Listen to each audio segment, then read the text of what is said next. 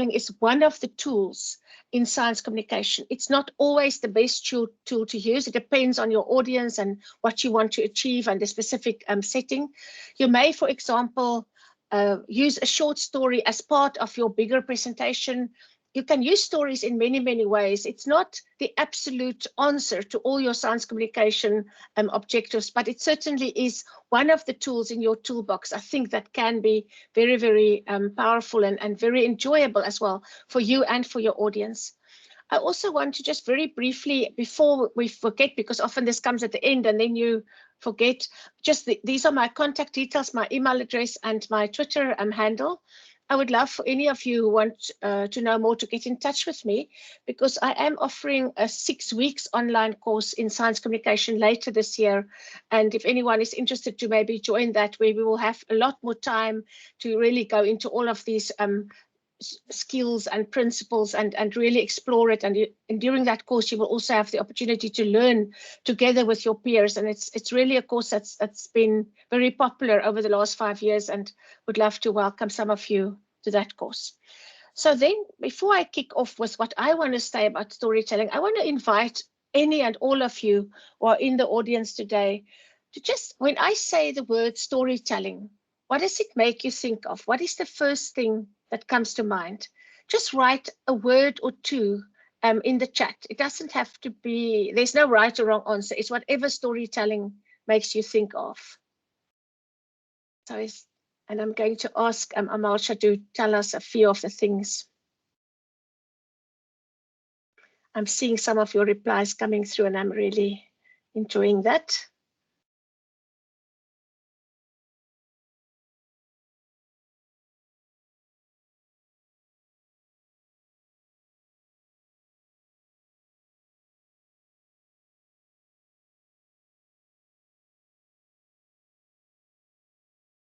Right, Amalsha, maybe I can ask you, while people are still adding more, to just read out some of the things that have already come through on the chat.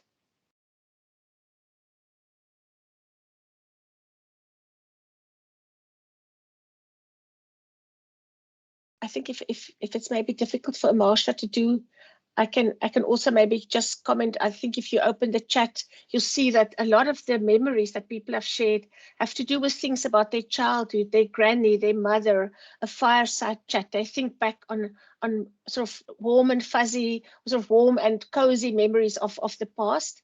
People also associate it with emotions, with entertainment, with fun, with culture. So storytelling tend to evoke many of these thoughts with us about being engaging. Many people think of fairy tales, you know, the once upon a time stories that we grew up with. Several of you mentioned fires or fireside chats or sitting around a fire with a grandparent, holidays. So there's a lot of emotions and imagination and shared sort of childhood memories. I love this idea from Renelle about road trips and the stories we may have told each other on holidays or while we were traveling in a car, perhaps, and of course shared experiences.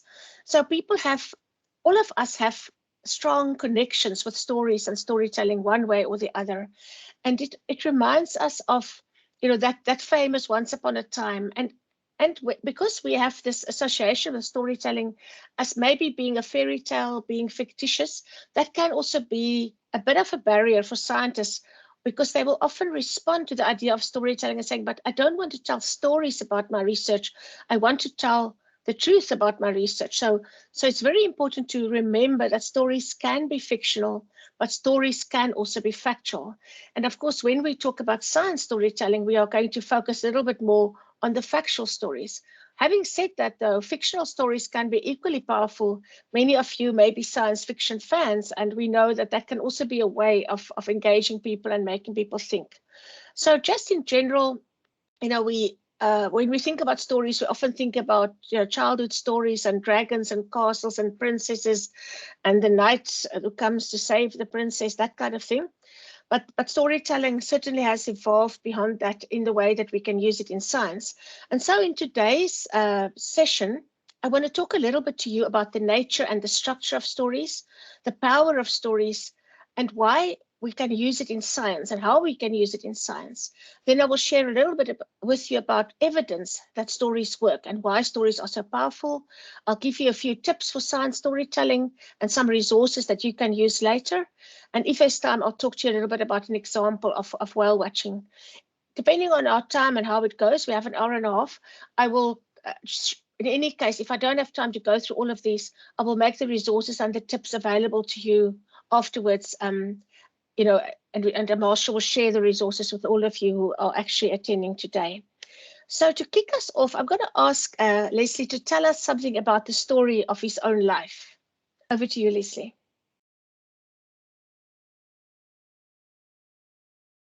Sorry. Hi, everybody. Yeah, no, I mean, if I were to tell the whole story of my life, it would take 67 years. But what I often say is, talk about as the story of my life is a lot of my life is as an editor and as a science editor. So I'm currently the editor of the South African Journal of Higher Education, and I edit a number of other South African Journal of Science. What am I saying? And I edit a number of other journals. I mean, one of the things about stories is that they allow for hesitancy and mistakes, and you can always correct them. But I'm an experienced editor, and I was quite struck, in fact, by one of the comments in the chat, which I think is by Christine, and your association of stories just with qualitative research. A lot of what we get, and some of my colleagues from the journal I see are on this meeting, a lot of what we get are very hard science, quantitative articles, and I can see that people have really understood their methods, they apply them correctly, the statistics are all right. But what I don't get a sense of as an editor is why they're telling me all of this. Who are they talking to? What's the question? Who are they in conversation with? Who are these people trying to influence? Whose minds are they trying to change? Who are people talking to and why? And for me, the story of my life, and it upsets me in some ways as a journal editor, is getting paper after paper where the methods are actually fine, the data are okay, the statistics are fine, but I don't know why they're telling me this. And so even for the most quantitative, we have to get a sense of why are you telling the story, who are you talking to, and how that contributes to a bigger conversation. And that for me is at the heart of all science communication. So storytelling is not just for the soft and fuzzy qualitative ones, but it's for all science communication. And if people could get that right, my job as a journal editor would be much easier. So back to you, Marina. Thank you very, very much, Leslie. And it's really fascinating to think about a journal article also as a storytelling example. And we'll talk a little bit about that, you know, how you can sort of think of your research also as a story. That's obviously key to today. So I'm going to go over to the next very short presentation. I try to break them up and keep it really short and concise. So in this section, I want to talk to you a little bit about the nature and the structure of stories. And when is something a story? What is a story? And a story obviously can take on many, many forms. Classically, stories can be folk tales, myths, and legends, but stories can also be factual. And as I've said, you know, in science, we may tend to focus a little bit more on factual stories. Typically, any story, even to a contemporary story, takes place in a specific time and a specific social situation. If you see the image there, you see the man and the woman and, you know, the background and all the images there already tells you that you're thinking of Mary and Joseph and the baby Jesus. It's a story that most of us will know. Now, typically, a very important part of thinking about the structure of stories is the story arc, the clear beginning and the end. So the beginning sets the scene, then something happens. There's some rising action, and then after the high point, some sort of climax, there's a resolution, there's falling action, the tension decreases, and you arrive at some kind of resolution. So clearly, if you look at the story arc, you see a beginning, a middle where things go up and then down again, and then an ending. What is very important and is clearly shown in this specific slide is that you don't end in the same place where you started. You end at a higher place if you can, for higher point in your where you are. So the story changes you. It changes you who tell the story. It changes for the listener as well. So there's some kind of new insight, some kind of new understanding that arises as a result of what happened in the story. Now, this is a very simplified example of the story structure or the story arc. Of course, there can be many ups and downs, and this arc can take on slightly different shapes and forms, which I'll show you a little bit later. But classically, the best stories will start with some kind of challenge. You're facing something difficult. Now, as scientists, you can all identify with that. You face a problem. You have to, your PhD that you're doing, or a big research problem that you have to solve, a difficult issue that you want to tackle. Then a journey follows with ups and downs, stops and starts. And we know that's often how science works as well. And then there's some kind of dramatic tension where you face the challenge head on. Now you're going to solve this problem, where you overcome that challenge. And then there's a whole series of events that sort of, you have this resolution, you have a lessening of the challenge, and you end in a different place compared to where you started. I'm sure you can already begin to see how you may be able to apply these principles to your story. If you look at people offering training about storytelling in science and just storytelling in general, they will say, you can even think about the classic story example. Once upon a time, something happened, or there was this problem, there was a pandemic, there was, on a certain day, something was announced, and then, things happened. But one day there was a big change, and then there's a series of consequences because of that. Something happened because of that, another thing happened because of that, until finally, once again, you get to that resolution. And then you have, ever since then, things have changed. So you have events, and they are linked. There's causality that links them. They're not just a series of free or loose standing events, they are linked to one another. And very, very simply put, that beginning, middle, and the end, you can simply say there's a beginning, something changes in the middle, and you have an ending. So that's a very, very simple way to think about the story structure.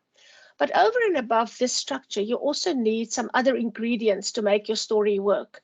And you can't think of it as a recipe. So the theme would be, what is your story really all about? Is it about discovering a new species? Is it about finding a new kind of drug? And the characters in your story, who's going to play in the roles in your story? The science, your research can be one of the roles, but you may be there yourself. There may be members of the community. There may be people who are suffering from a certain, situation. The setting, where is this all taking place? Is your story happening in the lab? Is it happening in the community? Is it happening in the field? The plot is sort of that structure, the ups and downs, and the conflict that happens really drives your story. So there's some tension. The point of view simply means, who is telling it? Are you telling it in the first person? Are you telling it in the third person? And the style is kind of your personal fingerprint on the whole story. Are you writing it very informally? Are you writing it in a more academic style? So that would be, so putting all of this together and think of it as a recipe, and you combine all these ingredients and mix it up, then you have what you need to make a story out of it. So I'm going to ask Leslie to give us another short story on how he thinks we can influence people with stories, or an example of a story. Okay, thank you, Marina. Well, I think one of the things that many of us on this call, and probably most of us who are involved in research, is we want to change other people's minds in some sort of a way. That's we want to change policy, we want to find things out, we want to change the world, and so on.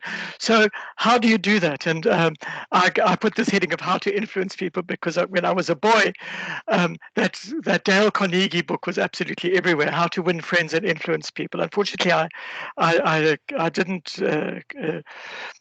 read it, but I am so I unable to win any friends, but I was so struck. In fact, I'm going to start. I hadn't prepared this, but I'm going to start with the story. I was one of the things I do is I do writing workshops for inexperienced authors, and I was running one last week, and somebody was saying, when I was writing my honors research project, my supervisor made me say, this research is going to be very useful for policymakers determining policy in my particular field in South Africa. And my response to her was, are the policy readers going to read your honors project?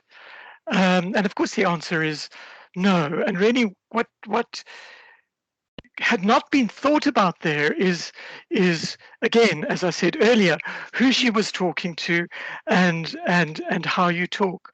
Now, one of the areas that I work in is the area of disability rights and disability inclusion.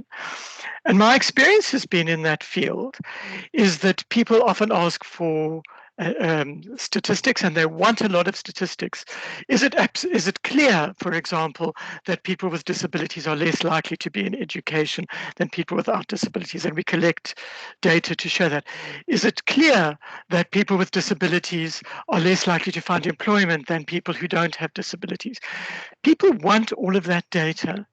But what actually changes people's mind is often you can give them table after table of data, and what will often change people's minds and how you influence people is through one particular story. So what I've been doing this morning is editing a book that we're working on, in which we've collected lots and lots of data on issues to do with migration and use of technology. And we're rewriting the whole book so that every issue with all the tables and so on is introduced through an individual story. So the lesson for me that I've had to learn, even though I love statistics and I'm trained in it and so on, is that if you think of a story, even if it is your own story as somebody discovering something in a laboratory, that's what hooks people. That's what gets them imagining and so on. And often that's what changes people's minds is the story. Thanks, Marie. Yeah, thank you very, very much, Leslie. That really complements really well, what we think about the power of stories. And so in the next session, I want to talk to you a little bit about the power of stories and why storytelling has emerged as such a popular and sort of prominent tool in storytelling. Now, when you read about storytelling online, you often find statements like these: those who tell stories will rule the world.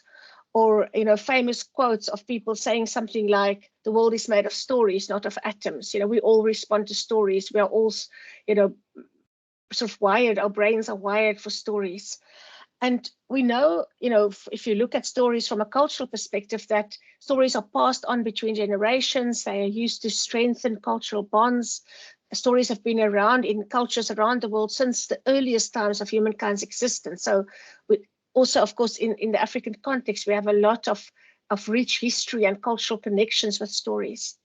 An example of a story that recently caught my eye, and it's many stories built into this film, was, of course, My Octopus Teacher, a very emotional and powerful story about a friendship between a man and an octopus.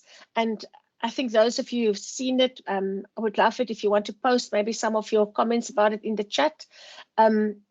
It certainly got the world's attention, and as you all know, it won an Oscar. So it certainly did many things right. And I found the first time I watched it, I also got quite emotional. And the second and the third time I watched it, I was able to really look for some of how this author and this filmmaker were able to use storytelling techniques to really tell this very powerful story. So what makes stories so powerful? What makes stories so special? Because it's more than just, well, it has to do, of course, with these emotional bonds that we have with stories. People who've been actually researching the effects of stories on the human brain tell us that when people listen to stories, specific parts of their brains actually light up. You can see the brain activity and how people respond. So there's a physical change that happens in our brains when we listen to stories, far more than when we only listen to facts. So we know that stories delight us, and that our brains respond very differently to a typical story than to just reading bullet points. we get lost in good stories. It sort of takes us to a different world. This is also good, known as narrative transportation. It takes us to a different time, a different settings.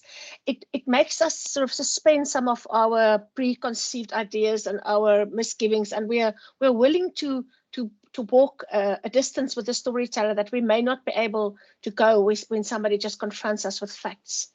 We identify with the characters very often. And when the story can keep our attention through suspense, through tension, that can be a very powerful tool. And we know that people connect with stories on an emotional level, and all of these things are, of course, interconnected. We also remember stories better than facts. This has been proven through a lot of research that people are much better able to recall the information from a story than just from a list of facts. And therefore, we can use stories very effectively to help people understand new concepts.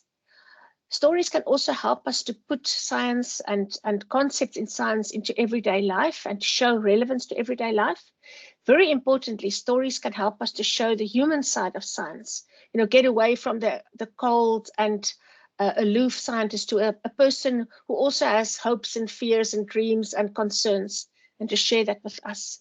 And as I mentioned before, sort of storytelling is in our DNA as Africans. We know we have a rich tradition, and we know that the oral storytelling is alive and well in our culture. And because of all these things that I've mentioned now, stories can be incredibly persuasive. They can reduce counter-arguing because they make all these connections, and because we identify with the characters and we get immersed in the story and we get transported to a different world.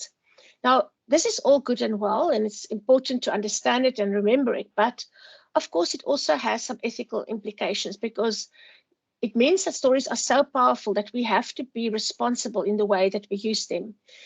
And we cannot use the persuasive power of stories, to serve, I would say, unethical agendas. And that's something that's people who do research about storytelling are also very aware of. And one of the articles I'll share with you is specifically about the ethics of using storytelling in science. I want to quickly see if I can share one other video with you, and I'm going to try and share my sound just for that one. And then I will see if this works. Then it should be, just give me a second.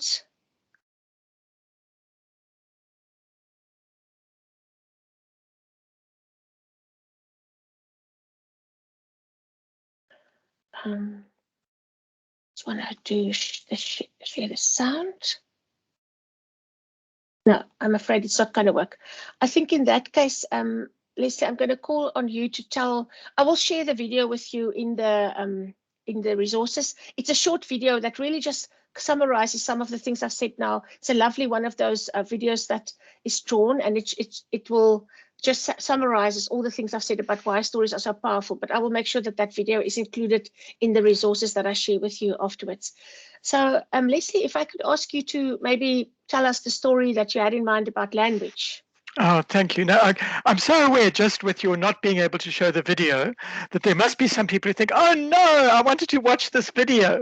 So that's also, there's a story in there about different forms and so on. And I'm very aware that on this call, I'm very happy to see people like my friend Emmy and Lily, who've actually done some wonderful filmmaking in the area of mental health, are on the call. But I'm having to play second fiddle here to a video. I'm on during COVID-19. I joined an epidemiology group on WhatsApp. I have some training in epidemiology, and I'm like everybody else. I'm very interested in the patterns of COVID and so on, and practically every day this group is run by a public health person who's quite amazing. He sends us graphs from South Africa and around the world about the rates and death rates and case rates and so on, and it's within a group of people who find it easy to understand the graphs and the tables and so on. It's really a lovely group to be part of, and I think it was part of my feeling I'm not really contributing enough to this group. But one of the issues, obviously, that we look at with health is the question of equality and urban inequality. So I thought I'm going to share a paper that I read recently in this group, written by an urban sociologist, on this issue, and I quite proudly shared it to the group and sort of waited for everyone else to say thank you. Nobody responded in the whole group. I mean, these were all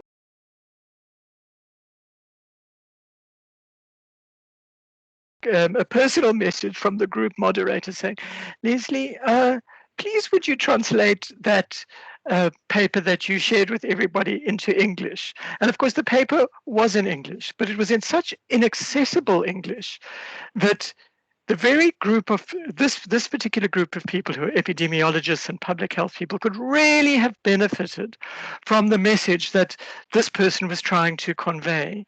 But it was written in such an obscure way, and I'm afraid qualitative researchers, and I do a lot of qualitative research, are often the worst at this. They couldn't benefit from what the person had to say.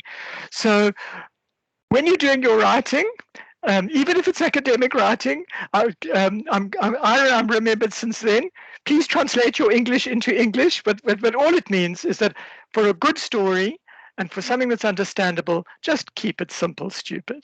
Thank you, Marina. Thank you very, very much. And we're definitely going to talk a little bit more about plain language and the importance of plain language in science communication in general, but specifically then also in science storytelling. So we've talked about the power of stories. I wondered actually, before I start my next presentation, if this isn't a good opportunity to ask if anybody in the audience, I see Armenia, you have shared a link to a visual film research project. Do you maybe want to comment something about your views on why stories are powerful, why stories are so persuasive and so much more effective in terms of its communication? Good, Amy. Or indeed anybody else want to say something about why you think stories are particularly powerful as a science communication tool? If Armenia is not answering, I think her colleague Lily might be on, but I can really recommend this film as an example, the one that's in the chat. Okay. What is it about, Leslie? So it was a big project on mental health and access, and the work was done in Indonesia and Ghana, and I really think that in terms of reducing stigma and so on, the films that have been made are much more important than all of the sort of more conventionally academic outputs. Really interesting work. Armenia was muted. I let her, or I'm sorry, unmute. You can talk. Hello. There we go. Hi, thank you, Armenia. Amy! Nice to be called on the spot. Thank you so much, Leslie. If I can ask also Lily, who was the research fellow on the project, if she is able to unmute herself, if you can let her be unmuted as well, kindly. Lily Kobi. Okay. Yeah. I will. Yeah. So thank you so much. A very fascinating talk, and I was super pleased to see so many people interested actually in the topic. It's always reassuring to see an increasing number of researchers. Some of people, like a researcher or not, some like myself, who started as a statistician actually, and then turned into filmmakers. So I think the question you were asking was basically my view about what is so powerful about storytelling, right? Is that what you'd like me to comment on, Leslie? Yes, please. Yes, please. Yeah, that would be great. So I think Leslie and Lily, if you are unmuted, if you want to jump in at any point, please do so. So myself, Lily, and Ursula Reed, and Diana Setiawati, and Ade Payastani from Indonesia, and And Ghana, we've been working on Together for Mental Health in the last year, and Leslie was our chair of our steering committee. So all brings us back together. And the reason why we started this project, which was looking into human rights issues and mental health and collaboration between healers and mental health professionals, so very sensitive and difficult topics. So the reason why we chose to make this visual research project, which was funded by the UK, so we were super pleased about this, was because in my previous experience in Indonesia, I really felt that when topics are so complex, like this complex, but there are so many layers to it, so many parties, so many worldviews that are involved, you just cannot use more mainstream method of research to be able to convey the multi-layered meanings that are kind of present. So this was one of the reasons to be able to capture the complexity, and storytelling, I think, has this power to allow multiple meaning, multiple beliefs, perspective to be present in the same scene potentially.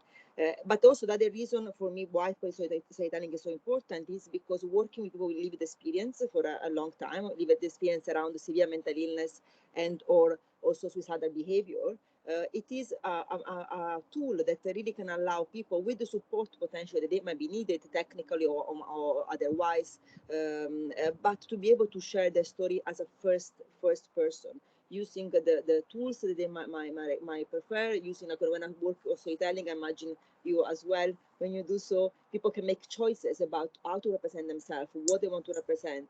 And in a situation where people often feel that their agency is completely taken away from them, where they feel potentially so little control in many decisions in their life, can have a lot of potential impact on the person themselves, but also in the community that they're trying to influence. I can keep going, but I don't want to take too much of the time of yourself talking about this. I don't know if Lily wants to say something else, if you've been unmuted. Thank you very much, Arminia. Thank you, Marina. That's really fascinating. I'm definitely going to check out that link. Yeah. I see that Alida has written something for us about the therapeutic value of narratives, narrative therapy. That's also very fascinating. And okay, I haven't read Celeste's comment yet. Lily, let me just make sure if you want to say something. Yes, sorry, I was trying to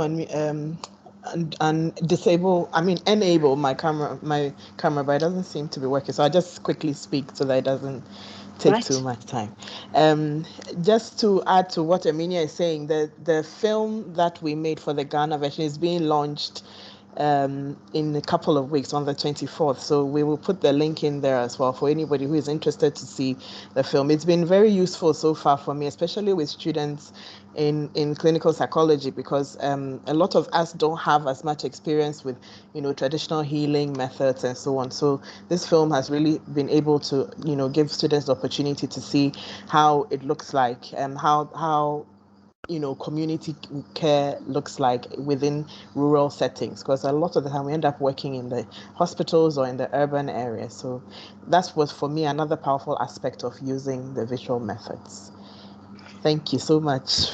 Thank you, fantastic. I really, really value that. And we look forward to receiving the link from you as well, so that we can find out more about this project. Sounds fascinating. So I see that Celeste has written something in the chat about, I work with government departments, and according to them, they report national studies as facts. But then she says, this is of course not true. Reality is too complex for the human brain to interpret. Whether consciously or unconsciously, studies are reported from a narrative framework. For example, if we report something like South Africa is showing continuous improvement in maths and science studies, that's also already a narrative angle. Mm-hmm. So if you can just make sure that you are muted, Amalsha, so she says the science cannot be reported without interpretation, and I want to make people more aware of this and to promote the conscious use of stories to communicate scientific findings. And I couldn't agree with you more, Celeste, because if we understand the role of stories and if we are aware of the role of stories, we can also think about doing it responsibly and doing it ethically, because stories are powerful, and it's better to be aware of using stories than to think you're never using stories, but actually we do use narrative framework quite often. Amalsha, could you maybe just mute your mic? Right, thank you. So when we think about science stories, we often have this almost interplay between the hard, cold scientific facts and the idea of storytelling. And some scientists are a little bit concerned about this. They don't see how the two can go together. So one of the people that I've read a lot about and studied in terms of science storytelling is a man by the name of Randy Olson. He's written a number of books on the topic. He was a marine biologist before, and he still is. But he says, you know, in the various books that he's written, that he became really frustrated by the lack of uptake of the findings of the marine science environment, and how they struggle to get to policymakers, and how they struggle to get ordinary people to understand the importance and the, you know, of the findings that the scientists were coming up with. So he actually took a break from his work as a research scientist and went to Hollywood for a few years to work with filmmakers and to study storytelling the way it is done in Hollywood, in big Hollywood blockbusters, to see if and how we can apply the lessons learned there also to science. So Don't Be Such a Scientist is one of the first books he wrote, but he wrote several books since then around this topic of science storytelling. And in this book, he defines science stories as facts wrapped in emotions. And I really like that definition because it means the facts are still there. The facts continue to form the core of what our story is built around. But we add a layer that makes it more easy for people to absorb. You know, you can almost think of that childhood song, "A spoonful of sugar makes the medicine go down." You know, it's about making it easier for people to connect with what we present to them. Also in this book, he says, you know, one of the things we have to do is we have to move out of our heads and move down a little bit into our gut if we really want to be effective at storytelling. And he even says in the book, if you read that chapter, you know, sometimes we have to move even a little bit lower down in the body to other parts and other organs, you know, to really connect with people and to find a human angle and a human face. When I looked at science storytelling and ideas about science storytelling, it's wonderful on Twitter to explore. You can just look for the hashtag science storytelling and you're going to meet a community of people who are interested in this and who you can follow and who will share research and ideas. And I love this tweet that I saw recently where Samantha Stevens wrote that PLOS Biology, one of the key journals, that Public Library of Science journal, says, you know, they're now publishing science stories. These narratives present peer-reviewed and robust science, but also include the muddy boots, the bloody knees, the ravaging mosquitoes, the crushing disappointment, and occasional euphoria. You know, all these things also form part of science. And I really like that tweet because to me, it's about that angle of the story, making it real, making it an adventure or a journey that somebody went on, and not only presenting the method and the facts as cold and clinical as if it happened in a vacuum. And so if we ask ourselves now, how do we turn an academic journey or a research project into a narrative? Basically, remember the structure of the story that I shared with you earlier. You can see that we can follow more or less the same structure in this case. You start with, you know, your problem, where you are now, what is the current situation, and you decide that you want to do something about it. That is the first inflection there, the rising angle. There's a problem that I want to solve. You gather your data, you begin to understand more and more. You may arrive, in this case, it says seriously riveting data. You arrive at something that you think, here I'm able to confront this problem. I'm arriving at a solution. I'm arriving at some answers. And then there's falling tension when you describe your findings, you give your conclusions, and then you may end with the famous caveat, you know, further research is needed. But it doesn't have to be exactly this, but you can just see more or less how it could work. Without going into too much detail, I wanted to share another interesting shape that science stories can take that I came across in an article by Green et al., where they talked about 3 types of science stories that are very typical and that you may be able to use in your science storytelling. The one is a story of discovery. The second one is a story of rescue. And the third one is a story of mystery. Now, importantly, notice on the graph there, the pink, the first one, says it's not a story. When things stay the same, when nothing changes, when there's no action, no conflict, no rising tension, that's not a story. Then you don't have a story. Then you're just, you know, then it's just a stagnant situation. But discovery, rescue, or mystery can look like this. And so let me give you a little bit, just a little bit more explanation on each one of them, but you can find a lot more detail when you actually go into the paper, which I can also share with you. So science is often about solving problems, and that's the story of discovery. The story takes us on a journey of successes and failures. Tension builds as we move closer to the discovery, and then the result is the unexpected, the increase in our overall understanding. Maybe we arrive at answers that we could not even have imagined at the outset. So we end in a much higher place than where we started. But as you can see in the journey of discovery, there's ups and downs along the route. There are setbacks and disappointments, and you make progress. And that is the story of discovery that all scientists should be able to fit some of their research into. The second classical storyline for science is a story of rescue. When science can be a hero that saves society from a certain predicament, it's the audience steps into the story at a high point, maybe in the storyline, but then there's a dramatic problem. You know, if we think of the past 2 years, it was more or less in March 2020, exactly 2 years ago, when the World Health Organization announced, you know, that there is now a global pandemic. It was traumatic for all of us, for everybody around the world. We experienced loss, we experienced huge social problems as a result of this pandemic. But then, you know, science stepped up to the rescue. The recovery that we've experienced was aided by science. And as the story unfolds, of course, there can be ups and downs, there can be uncertainties, there can be setbacks.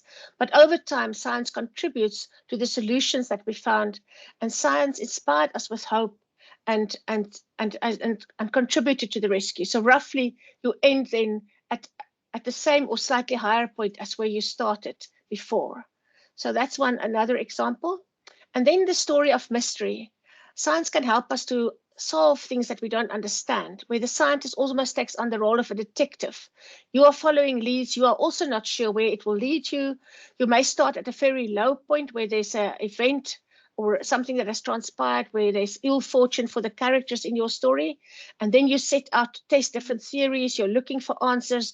You're engaging your listeners to care about. And eventually, as you make progress, you solve this mystery and you end again at a much higher point.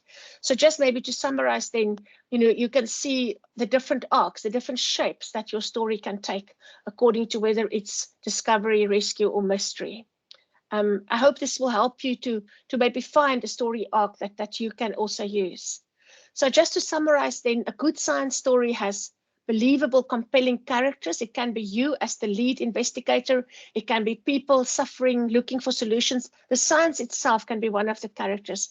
Then there's a series of events that build suspense. They're all linked causally. You know, there's causality between these events. There's a lot of emotion. We experience highs and lows, struggles and victories and setbacks, and all of this is part of building the tension. And then we have a resolution at the end, new insight, new knowledge. We end at a different place to where we started. Now, thinking about your own science story, here's a few places where you could possibly start. You can tell your own story, your personal motivation, your passion for your research, why you followed the career path that you did, you know, your journey from your childhood to becoming a researcher that you are today. You can tell a story of a specific research project or field trip. You know, maybe you went to Antarctica, or you went to the Amazon, or, you know, you worked in a very specific community where something unusual and interesting happened. Or you can also think of the experiences of specific characters who interact with scientific information or issues. You can tell the story from the point of view of a community member or patients who suffered a specific disease or something like that. Think about your story also along these ideas of a beginning, a middle, and an ending. And if you can do that, if you can start to think about the structure, it will help you then to come up with that narrative arc that will help you to tell your story.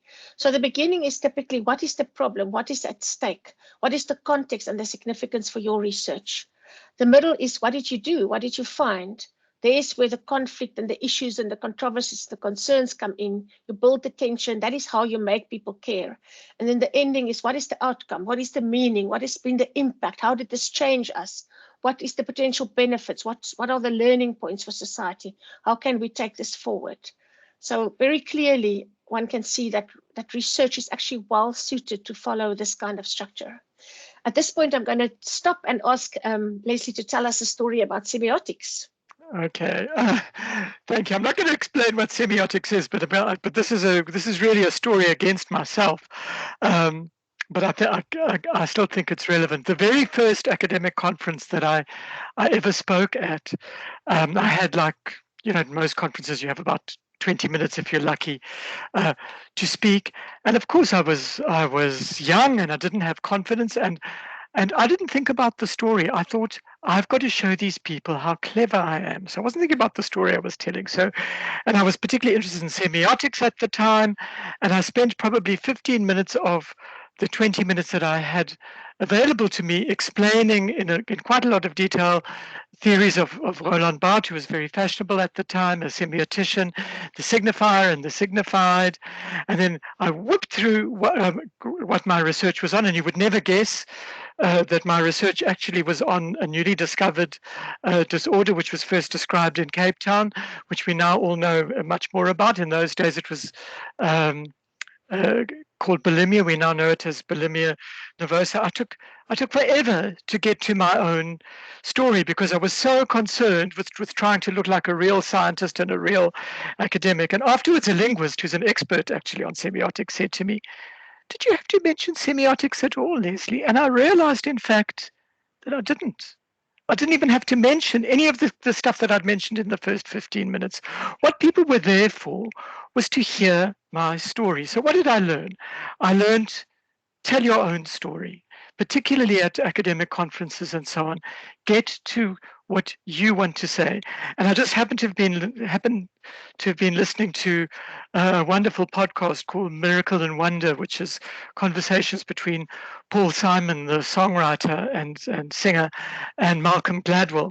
And at one point, Paul Simon said something which I'm going to use from now on about songwriting. He said, and I quote, "You can't write a song in somebody else's handwriting. You can't tell a story in somebody else's handwriting. It has to come from you." Thanks, Marina.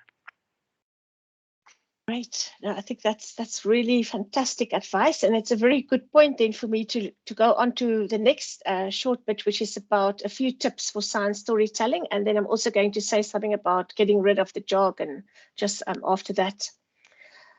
So tips for science storytelling. Again, it's difficult to. One can do a whole semester course on science storytelling. So I'm just going to give you a few of the things that I think would be good to share. And I also welcome any of you who have ideas and tips to share to put it in the chat. I see we already have a few wonderful links for you to explore. So normally in science communication, we say there are two things that are absolutely key when you start. And that is, what is it that you really want to achieve? What are you trying to do here?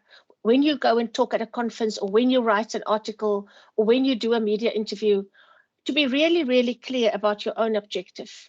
And then secondly, to be really, really clear about your audience. And I think the first step then, what I want to share with you is to try and find common ground between those two. What is it, the information that I have that I think people should know about?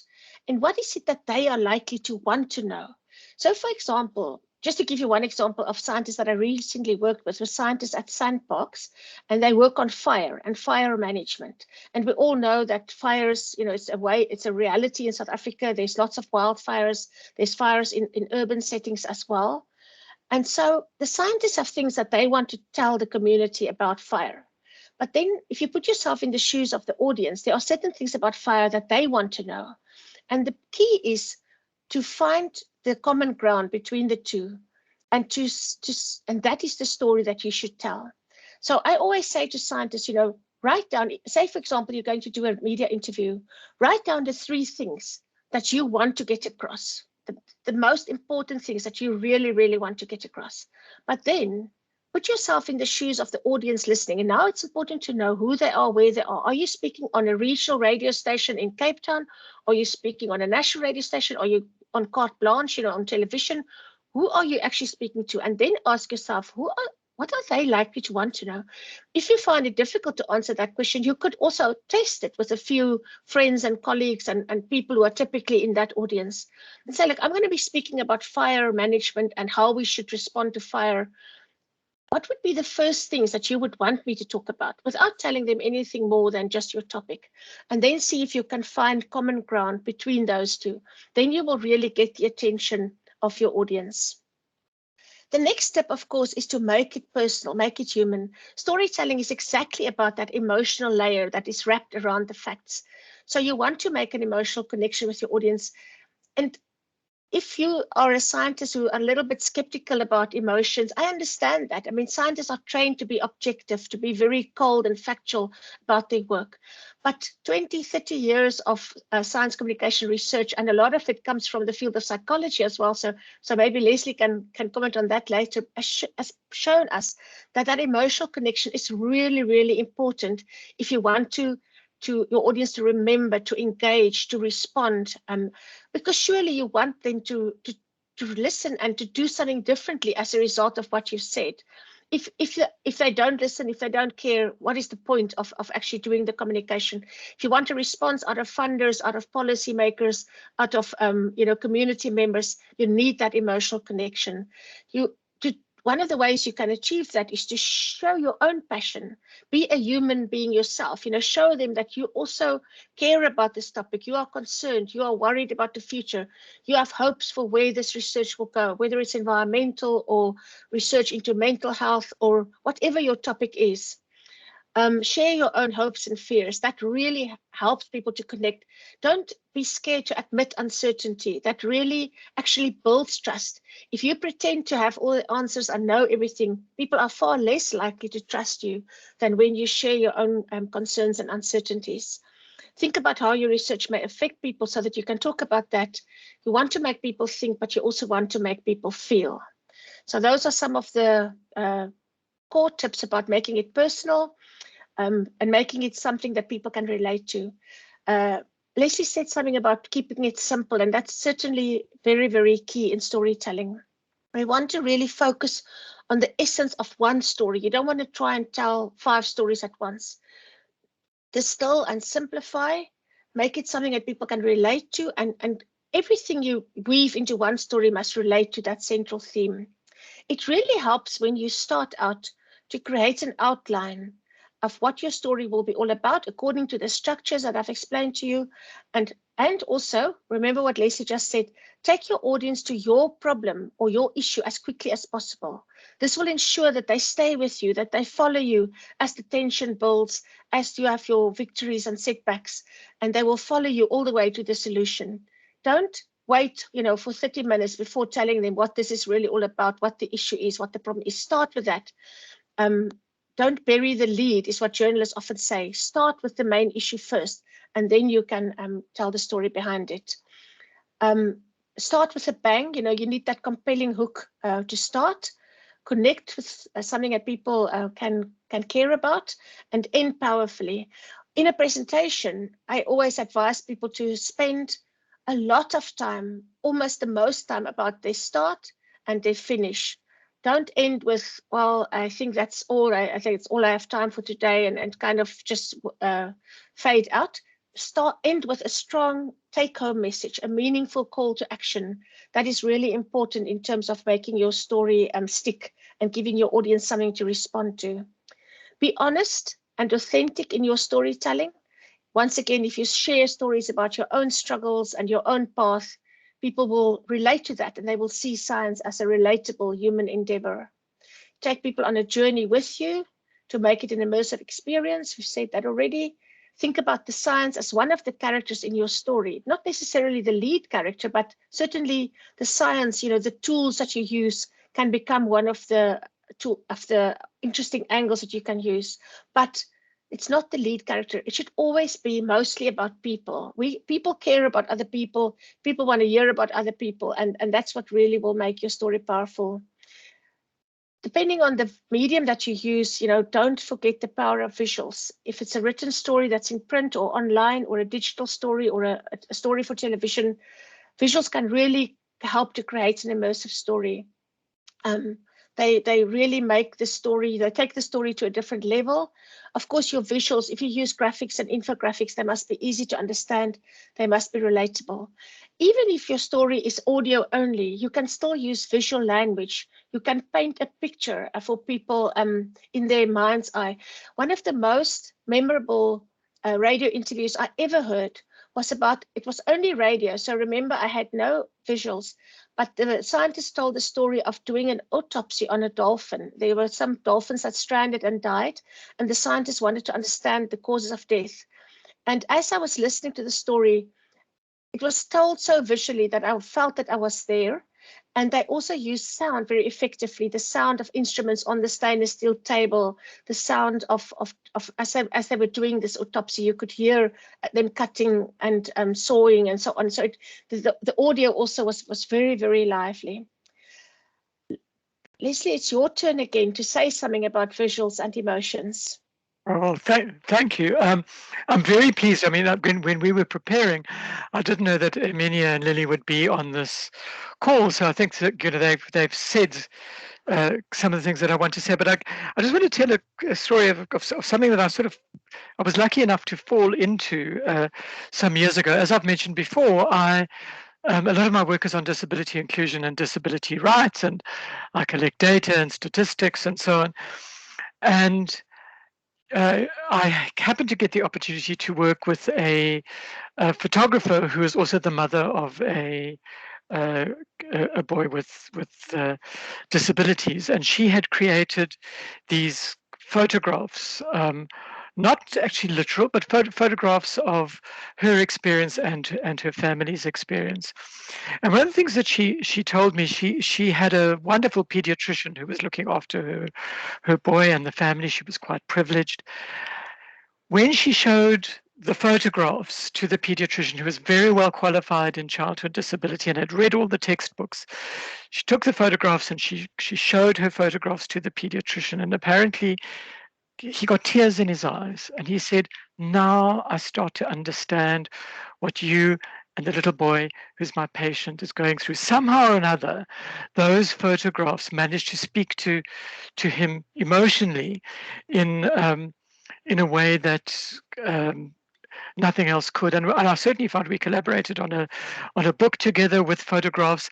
That book has spoken, I think, to more people than many of my more simple, just text heavy or only textbooks that I've written. And similarly, I'll put a link in the chat. Quite recently, we concluded a project in which we collected tons and tons and tons of data. We did an online survey and so on. So we have tons and tons of scientific data on attitudes towards disability and sexuality. But as part of the project, we made a little video. We had photographs. What's changed people's minds? What do people come back to?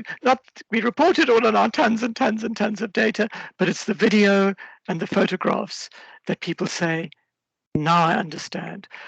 I don't think we could have done the video and the photographs without having all of that scientific background in the background, because it led us to know what kind of stories we wanted to tell, what kind of images we wanted, but I think it really enriched our communication of our work. Thanks, Marina, and I'll put the link to that project in the chat. Thank you. Thank you very much, Leslie.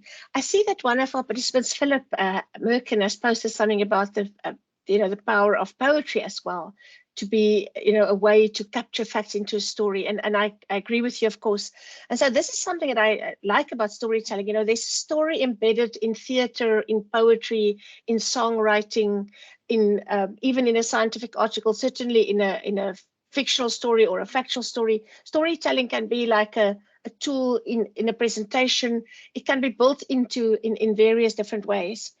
So I want to say something then briefly in my next short presentation about getting rid of jargon, because for many scientists, that is one of the most difficult challenges. You are trained for many, many years to use specific technical language when you speak about your work. And And then it becomes really, really hard to write and to speak in a way that people who are not experts in your field will understand. So jargon busting or managing jargon, that's always a core part of science communication training and a challenge.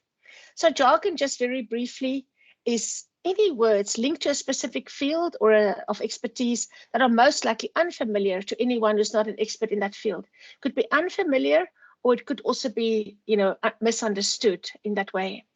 So if you're not certain whether something is jargon or not, you can ask yourself, do you only use it when you're talking about your research? Could the word mean something different in everyday conversation? The classic one that people always talk about is model. When scientists talk about a model, they've got a certain something in mind. When people in everyday life talk about a model, they have something completely different in mind. So there are many words like that in science. So will your neighbor or cousin who works in a completely different field know what it means? And will your grandparent understand it? Unless your grandparent, of course, is a scientist in the same field where you are. And jargon is often a barrier, not only for people who are not experts, but also for scientists working in other disciplines. Astronomers don't understand the jargon that geneticists use.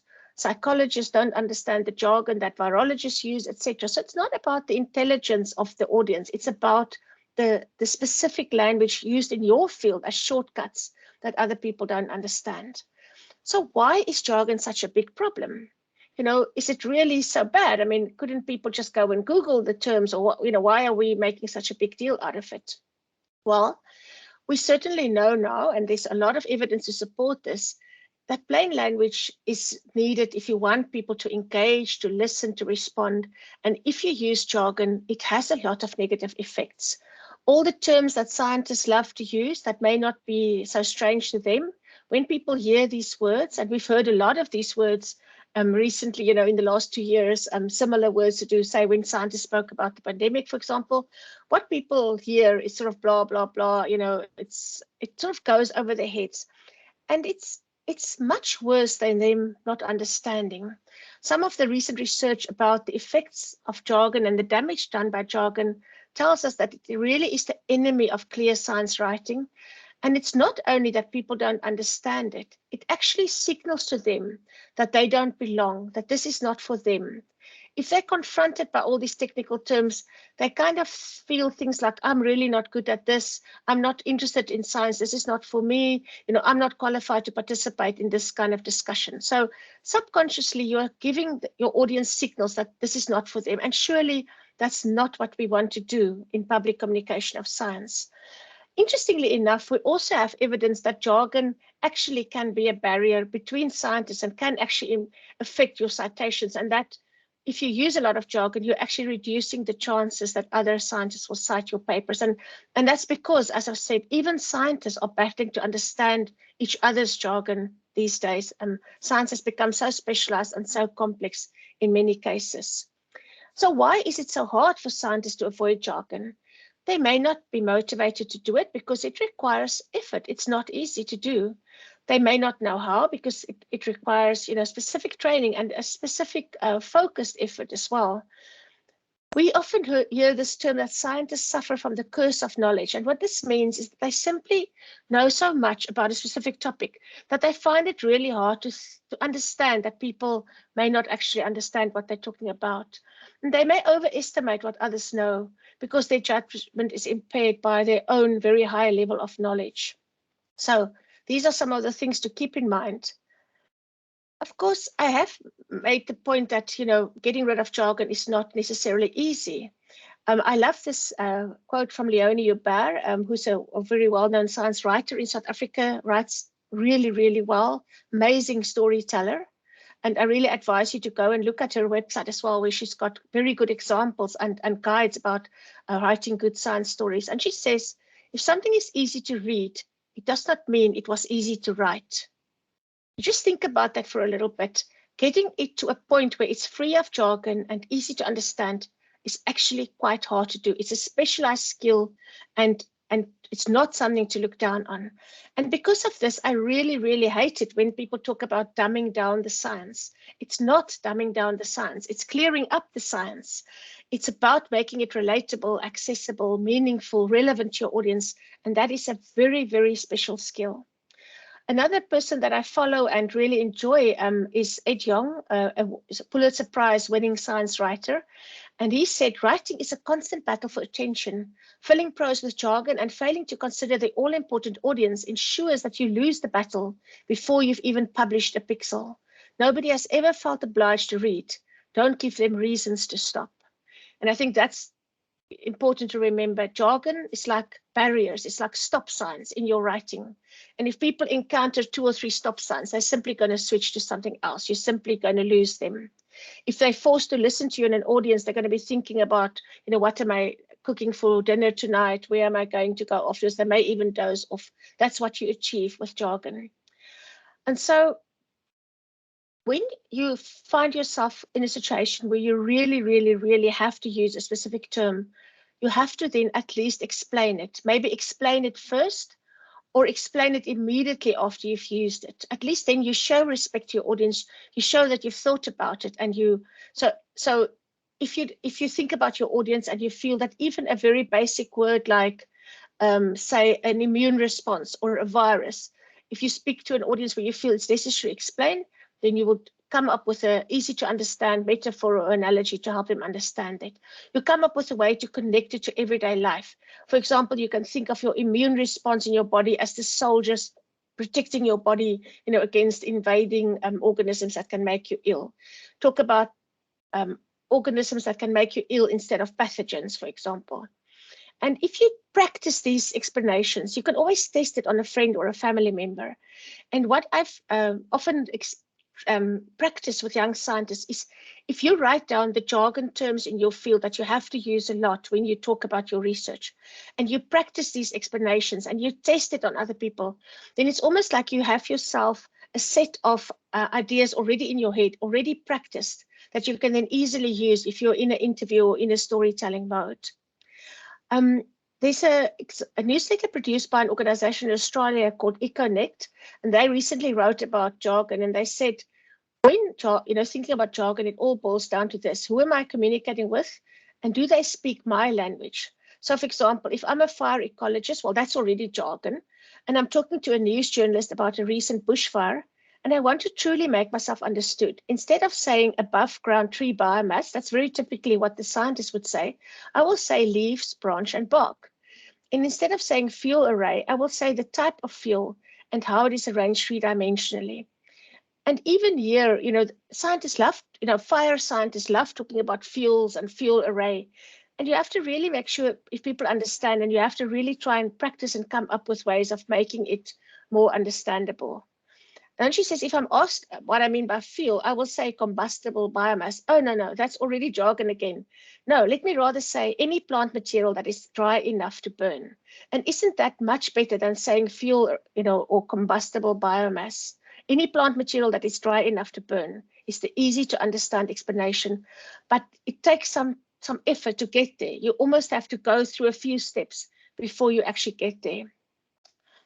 And one way of thinking about it is thinking about it as a conversation. If you sit down in a coffee shop with a friend, or if you write a letter to somebody about your own research, you're going to use everyday language. And you should do the same when you write a science story, when you present. So once again, a very good exercise that I really recommend is to think about at least 3 terms, but it could be more, of course, that you use a lot in your field when you talk to your colleagues. There's things that typically come up a lot that could be classified as jargon. And there's, on the board in that word picture, there's a few that came up in one of the workshops I did. So choose 3 and then later add another 3 and another 3, and then write them on a sticky note, on a piece of paper, put them on your window, in your next, where you brush your teeth in the mornings, or put them on a room, or put them on your fridge, wherever you're going to see them often. And every time you see them, practice out loud an easy to understand way to explain what this is all about. The more you do this, the more these easy to understand explanations will become part of your vocabulary, and you won't find it. It's very, very hard when you have to do it at a moment's notice and you haven't thought about it before. I want to show you, so this is really just the exercise in jargon busting. Write down the concept, craft an easy to understand explanation, think of analogies and metaphors that will help people connect to that, and see if you can explain it. Then if you've done that, if you've written it down, there is a tool online that you can use. It's a free tool, and it's called the Dejargonizer, and you'll find it at this link, scienceandpublic.com. And if you go there, you can simply cut and paste the piece that you've written. So anything that you've written, whether it's just a few paragraphs or several pages, you can cut and paste in there. And it will give you a readability score. It will highlight the words that are very rare in red. The words that are sort of medium rare will be orange, and the black will be typically words that are common in the English language. There's a lot of science behind this Dejargonizer. It's only a tool. It's not perfect because it's based on the most commonly words used in the English language. And there is a scientific article that I'm happy to share with you as well behind it that explains how it works. But it's going to give you a score. You can see on the example on the screen, the meter is sort of in the orange, and it gives you percentage rare words, etc. So what you can then do is, by looking at the red words and the orange words, you can then rewrite, you can edit and see if you can get that meter to go into the green, because that's really what you want, to have a really accessible and understandable piece of writing. There's another tool that I came across yesterday. It's called the Hemingway editor.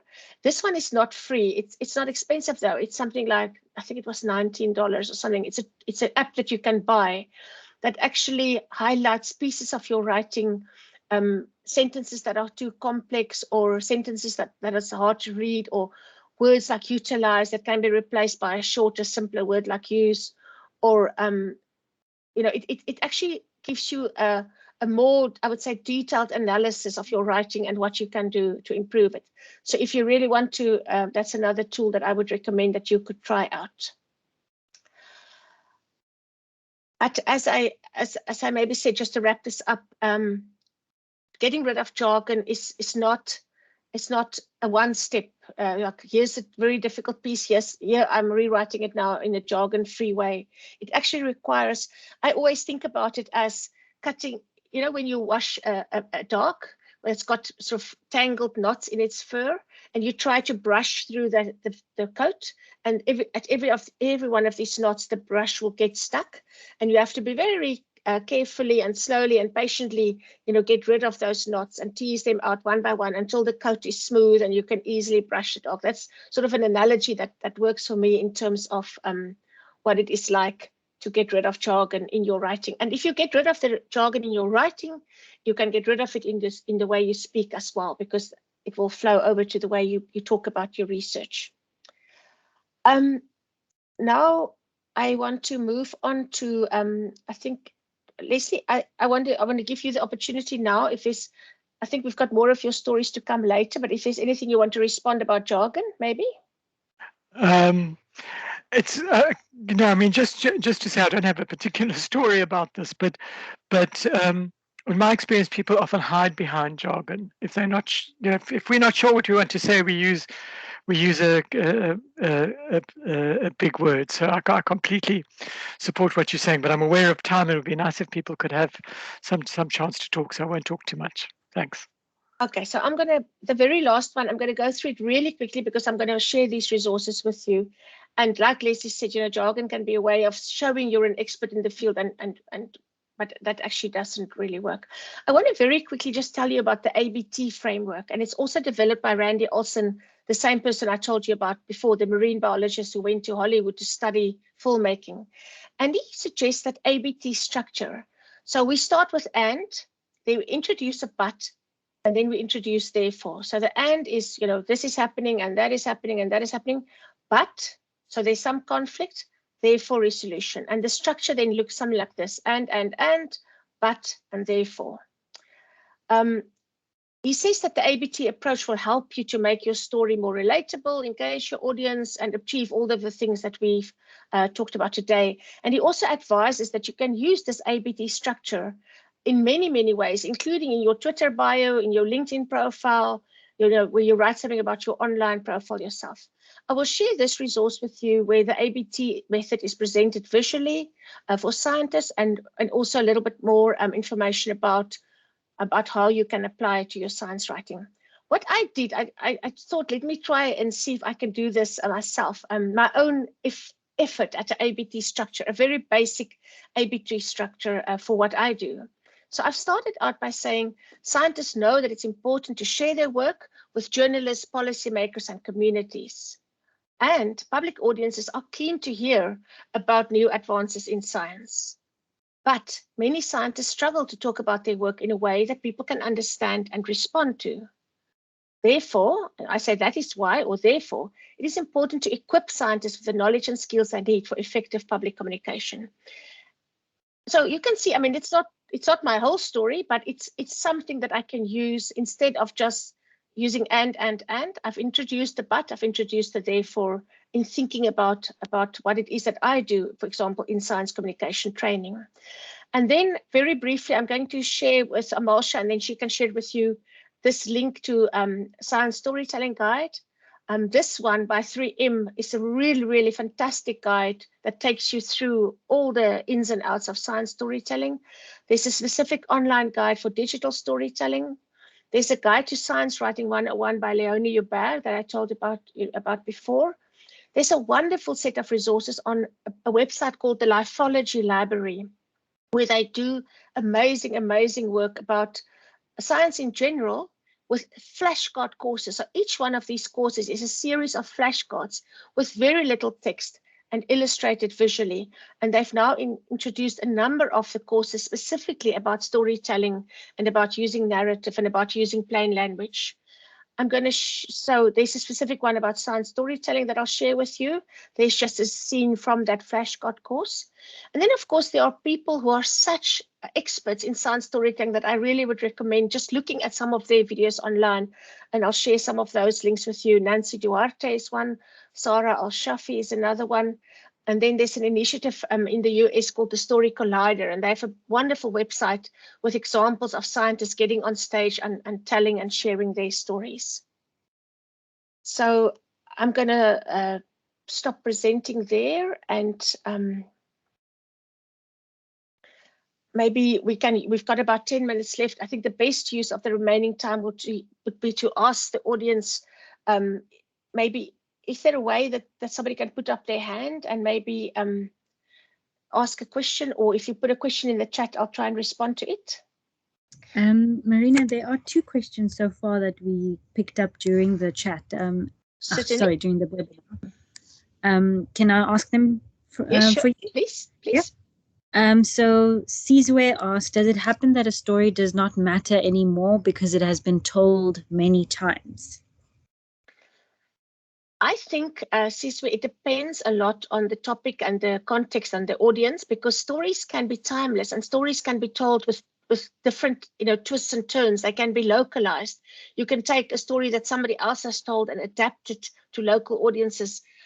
I mean, one of the wonderful things about stories is that people tend to retell them. And if you hear a wonderful story and you meet your friends or you meet your family members at night, you're likely to share it with them. So I wouldn't just take somebody else's story and retell it, without acknowledging them or without giving it your own local flavor. But I don't think a story cannot easily be meaningless if you make it relevant to that specific audience and that specific time.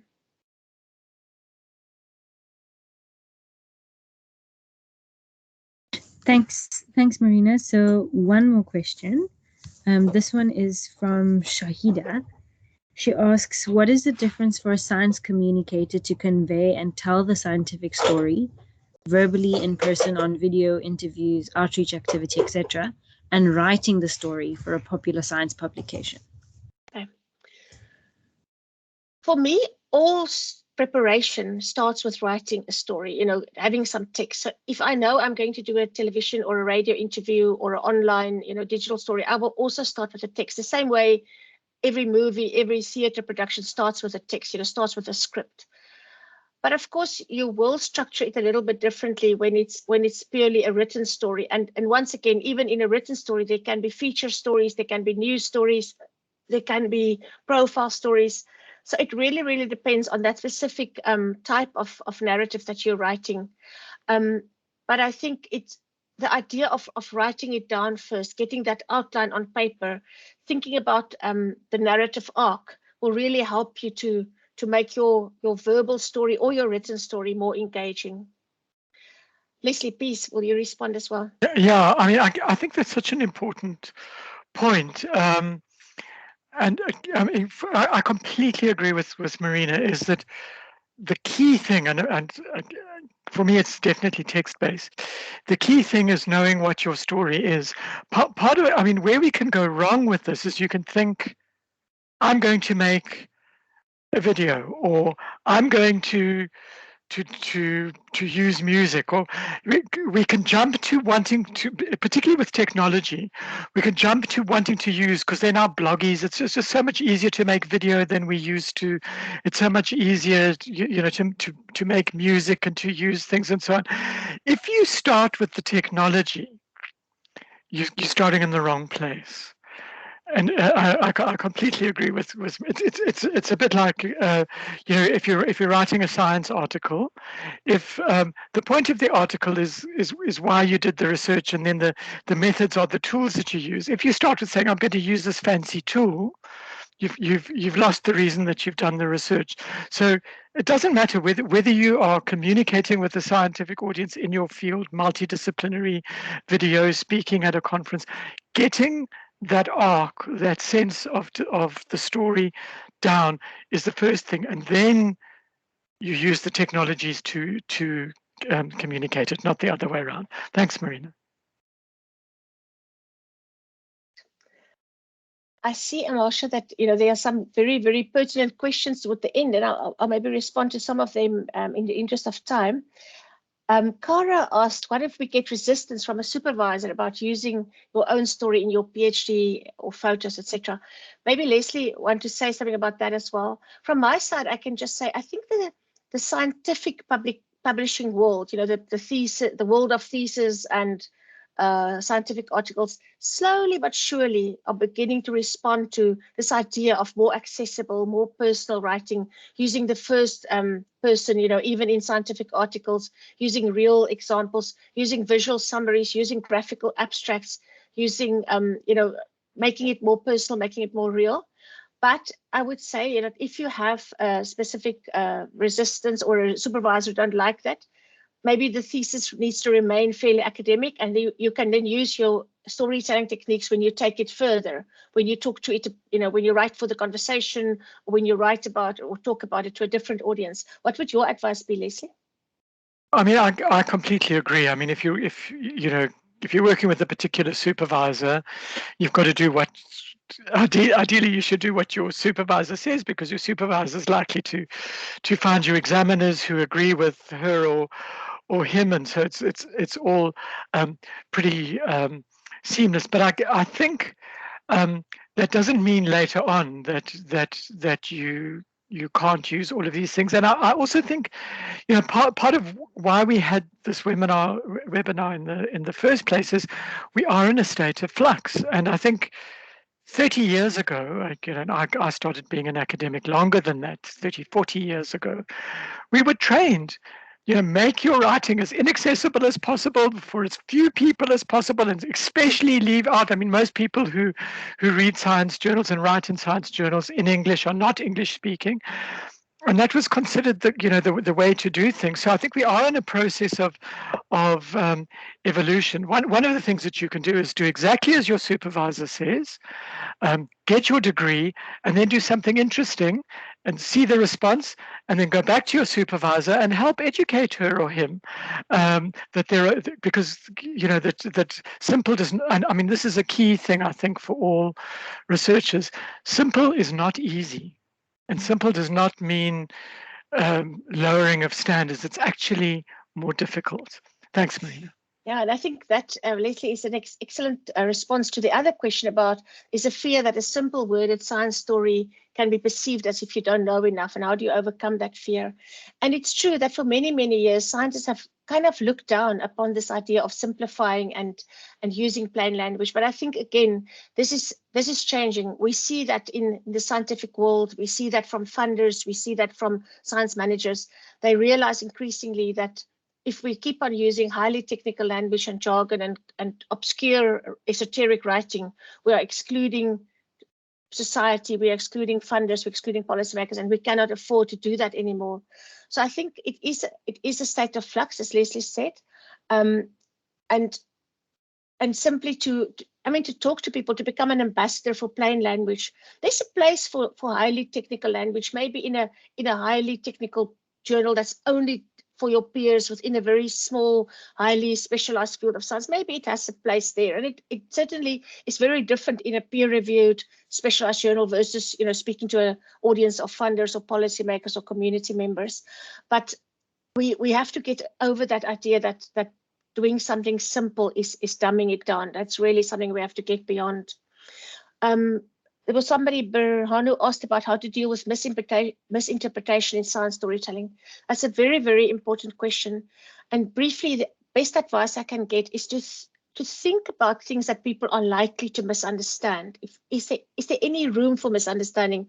And to acknowledge that, to say in your story, this is not about, like I would say, this is not about dumbing down the science when you make it simple. It's about clearing it up. Think about how people are likely to respond and what people may not like about what you say. Acknowledge uncertainties, acknowledge that there's room for interpretation, and really explain, focus on that as part of your story. That's the best advice I can give. And of course, engaging with your audience, if it's a dialogue, can also help to clear up any misunderstandings. Any other questions? I think we're close to the end, and I appreciate all the positive feedback in the chat. There's only one, but it's I think it's asking about the short course or the course that you mentioned. Oh, short courses. Okay. Yeah. With your permission, Amalsha, if it's okay with you, I will draw up just a 1 or 2 line email as part of the resources to point people towards this, and you can share it with everybody. I would really appreciate that. Thank you very much. Perfect. No problem. I love talking about storytelling. I'm really glad so many of you showed up, and I hope that we will see some awesome stories coming out as a result. Yeah, thank you so much, Marina. I think that's all the questions. Yeah, so I just want to say thank you to you and Leslie for such a great session. We've had so many participants in this webinar, and as you can see, the messages are just coming in about how insightful and great this webinar was. And I've also gotten so many emails with delegates saying that they can't join because of load shedding, but please share the video and so on. So there'll definitely be a lot of views, I'm sure, on our YouTube video once we upload this. So yeah, thank you so much from us at the ADA. It was really a great session and something very much needed by everyone, as we can see. And yeah, I hope we can get you back here again to do this for us again. Thank you for such a great session. Thank you for the opportunity, and thank you also to my co-presenter Leslie, who inspired me to do this. No, well, thank you, Marie. I cannot tell. I just want everybody in this webinar to know that I probably learned more than anyone from Marina, which is just, that's part of the joy of stories, isn't it? That we're in conversation. Isn't it wonderful? So thank you, Marina. I've learned such a lot from you, and thank you, Amalsha, for giving us the opportunity. Thank you. Thank you. Yeah, thank you so much. I hope you have a lovely rest of your day. And I'm sure we will definitely cross paths again. And then, as you said, Amalsha, just to put everybody's minds at ease, you'll share the recording, and I'll share a comprehensive list of where you can find all the resources I refer to. Perfect, wonderful. Thank you so much. And one thing, one of the presentations I didn't actually get time for was all the research articles about, storytelling, and I'll share a list of those as well. Wonderful. Thank you very much, Marina. Thank you, everybody. Thank you, everybody. Have a good day. Bye. Bye-bye. Bye. Bye-bye.